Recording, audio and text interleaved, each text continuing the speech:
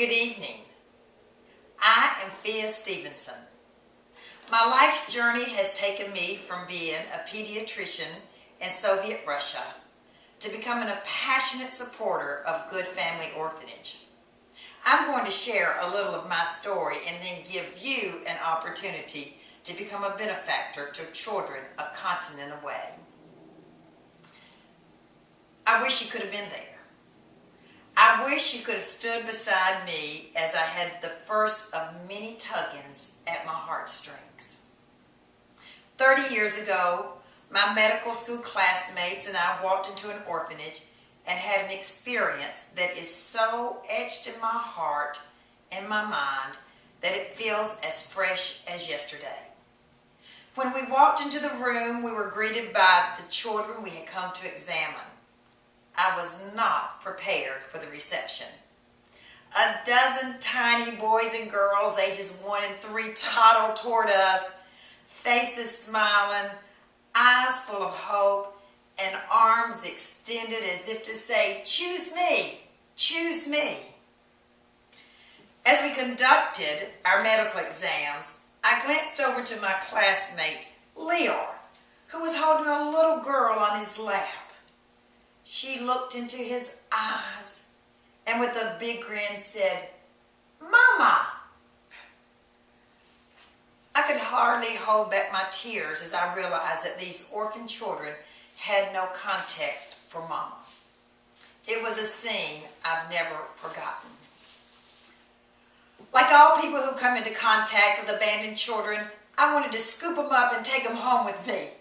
And like most people, my life plans did not include adopting a room full of toddlers. My life as a pediatrician was busy. Yet, as I took my turn in rotation to treat orphan children, their conditions haunted me, and still does. I could not help but notice how withdrawn, how isolated, how non-responsive they were. You see, they did not have the opportunity to bond with parents. They didn't get to learn the special joys of life, music, dance, art, or even developmental play. I can only imagine how their lives turned out. But it doesn't have to be that way. Meet Vitalia and Anya and listen to how their lives turned from despair to hope. On a cold, bitterly cold winter day, Ivan, a landlord in Odessa, Ukraine, went to collect rent for his new tenants, a couple with 2 children. Ivan knocked at the door, and when no one answered, he cautiously opened the door and entered the room. He was taken aback by what he saw.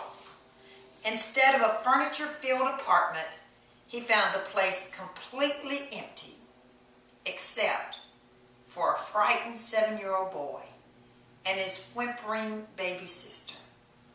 "Where is your mother?" he asked. "I don't know.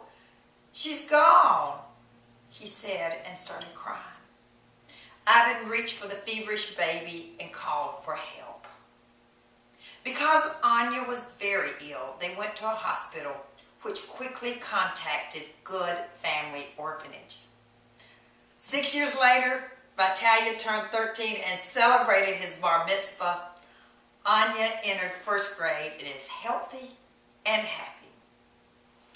Good Family Orphanage continues to give Vitalia and Anya what they need most: a safe home, a nurturing atmosphere, and most of all, love. But they need more. These children need a place, an extracurricular room, where they can go to explore art, music, dance, and creative play.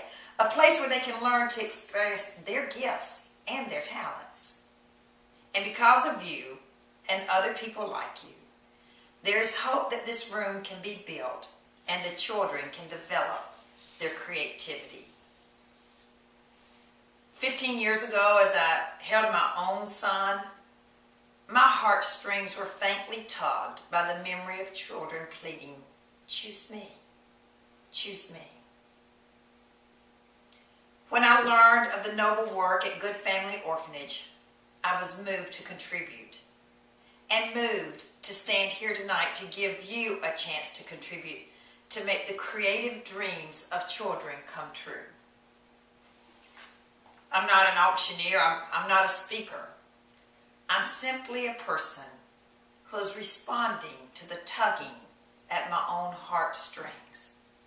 And in a moment, I'm going to ask you to respond to the tugging of your heartstrings by committing to generously donate to the construction of an extracurricular room for Good Family Orphanage. Those children will be happy, and so will you.